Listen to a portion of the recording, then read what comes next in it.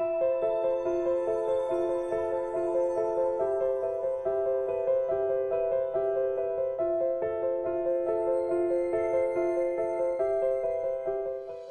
7 بجه اومدم مال بخرم، گفتم مالا که بای میکنیم که گوسفند داره 20 کیلو اونا میگن 10,000 12,000 خریده نمیشه.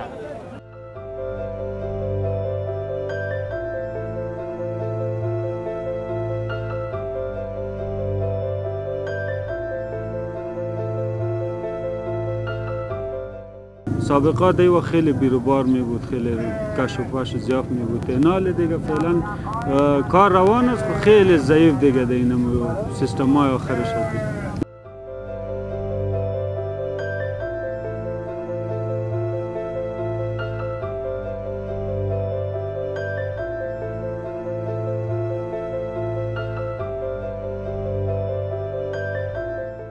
مردم واسش نمیشه، بر قربانی که میگرده واسش نمیشه و مال ارزان نیست که بگیره، پس اونمو تو خالی دست میبره دیگه، واسش نمیرسه.